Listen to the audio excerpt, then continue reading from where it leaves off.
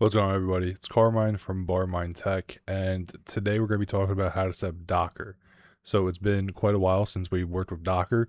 I actually moved away from it completely when the helper scripts became super popular, and that's because it just made setting everything up super easy. By using the helper scripts and LXC containers, it took pretty much all the work out of actually having to think how to set up a VM, a container, get a software installed, get everything working, all that stuff. And it was a great process at the time, and it made it super easy to set up new services and get stuff hosting and working really quickly.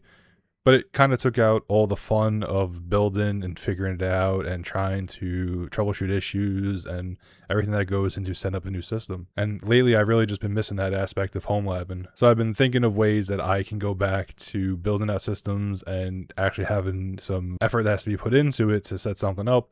And I decided that going back to Docker is a really good option to do so. So we're going to start a short series of how to actually start with Docker, what it is, what it does, and kind of go with that. So today's part is going to be how to set it up. We're going to be using a Ubuntu server machine. I'm going to do it as a VM. You could do it as a physical machine. You could do it on Debian, Arch, whatever you'd like.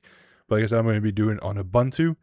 And today we're going to be just working in the CLI. So we're going to go through the setup, how to get Docker installed, how to get your first container installed, how to run it, couple of checks that go along with it, and then as we move forward in other videos, we'll progress from there. Docker is a really powerful tool, so if you're not familiar, it's used very commonly in DevOps and a bunch of other environments. It overlaps with stuff like K3s or Kubernetes. What it does is it allows you to virtualize an environment on top of an existing operating system. So really just think of it as we have an Ubuntu server machine, and in there we can run multiple other mini services or servers, containers, however you like to refer to them. Docker refers to them as containers, but we can run multiple of these containers on one machine. What it does is it gives us the capability to take a simple machine like an old used PC, mini PC, a big PC, whatever it might be, and we can break it up into a lot of little pieces to run different services that we might not have been able to originally. So if you're somebody who maybe has a mini PC that really isn't beefy enough to run Proxmox, but it can run Docker because it has a decent amount of hardware for that, then you could run a bunch of your services that you might have wanted to on Proxmox or another hypervisor or something like that in Docker and really utilize your resources that you have to the best capability. I want to keep this as a really simple overview because I don't want to really confuse people or really make it overcomplicated. At the end of the day, we have a big system, and then Docker can live inside of that system, and then from there we can make many more systems inside of that one. So that's really the easiest way I could describe it. So what we're going to do now is move forward and get into setting it up. To make this really easy, I have this DigitalOcean guide. There's other guides out there, but this is just the easiest way to do it. You can come over here, you can select what OS you're working with, and it'll tell you from here. I'm using Ubuntu, so it's just going to work over here with that. You can select your version, but it's pretty much the same no matter what flavor of Ubuntu you're going to be using. What you are going to need is some sort of Ubuntu server machine, or if you want to use something else, you could use a different distro. This is just a demo for me. It's just one of my template machines. So it only has 2 cores of CPU, 2 gigs of memory, and a 50 gig hard drive.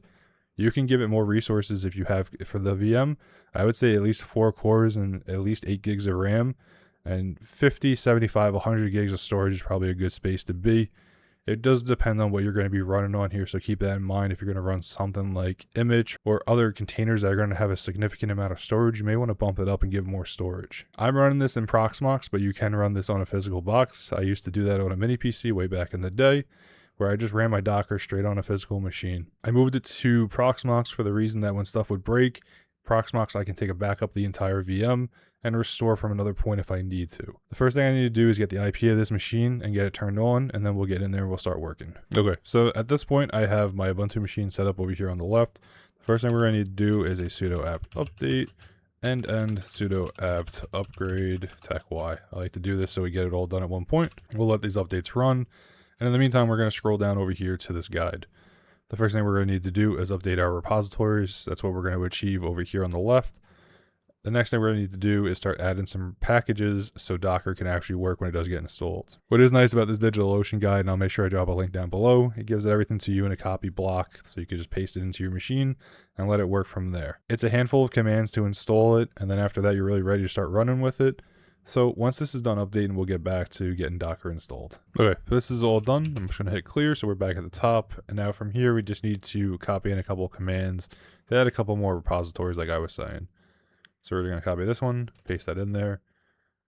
And then we are going to copy this block, throw that in there. And one more, we're going to do this echo command. And then we're going to update to pull new repositories once again. And then from there, we should be just about ready to actually start doing the install process. So at this point, we're going to get docker ce, paste that in there. If you have something that returns like this, that's okay. That's what we're looking for. We're going to install it. We're going to say yes, because we do want to install it. We're going to let this run, and it should be done pretty quickly.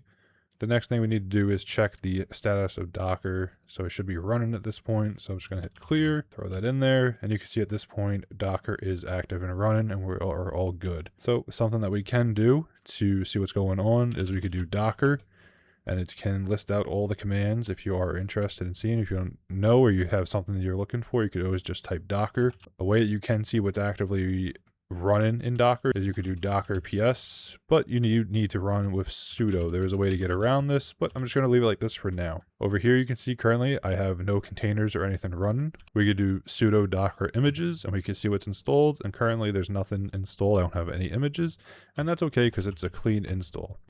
From here, what we could do is sudo docker pull hello world. So all this did over here was pull the image. So this is actually pulling it from Docker Hub. Now what we could do is docker run hello world.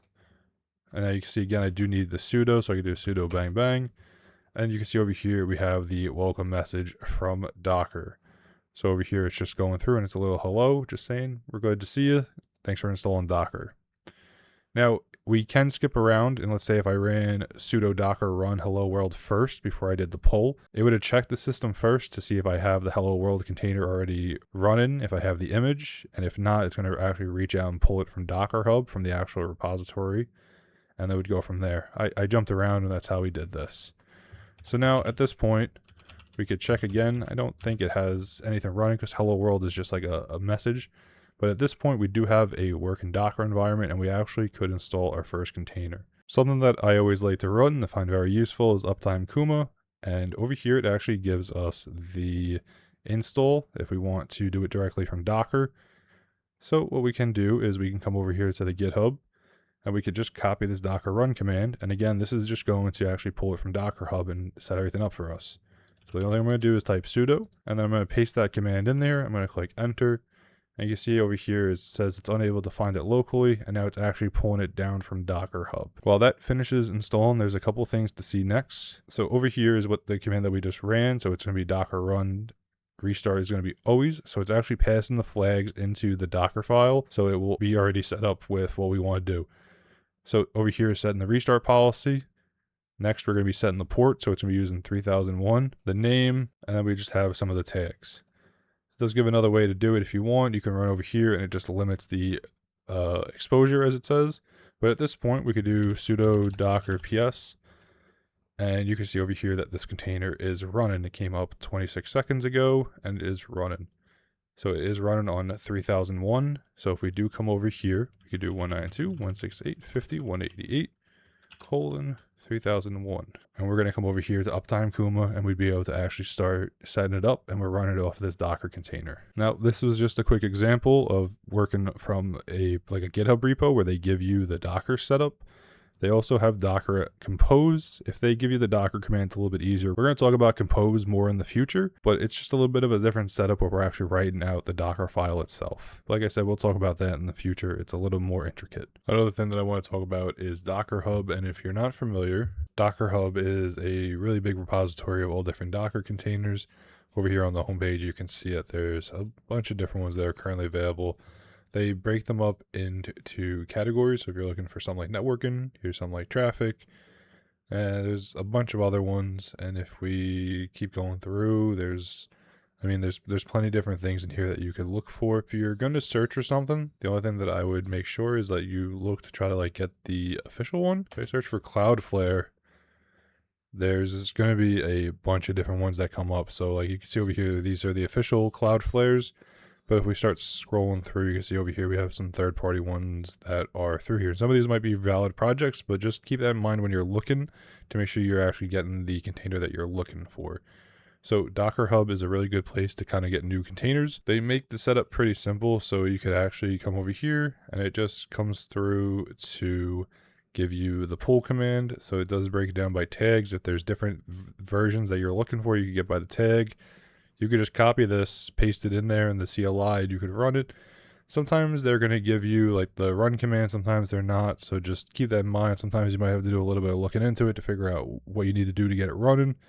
But Docker Hub's a really good resource if you're looking for some other containers outside of like known projects with GitHubs or whatever else you might have to get some containers running. But that's pretty much the basics of Docker. Like I said, it's a really simple tool to work with. It's really simple to set up, and it works really nicely in almost any environment. So if you're somebody who doesn't really have a big server or beefy hardware to run stuff off of, Docker could be a really good infrastructure to look into. It runs really lightweight, and you could run a ton of different projects on it, honestly. It also is going to give you the internal value of actually having to figure out how to get stuff to work, building it, writing files, whatever it might be, instead of just one click, drag, drop, and be done. Like I said, we're going to be working with Docker a little bit. We're going to do a short series on it, covering everything you need to know about how to get started with Docker. So this was just the most basic intro to make it very easy to understand, so everybody can kind of get a good baseline of how we're going to start out. As always, I want to thank you all for watching. I'll see you in the next video, and as my buddy Don would say, hack till it hurts.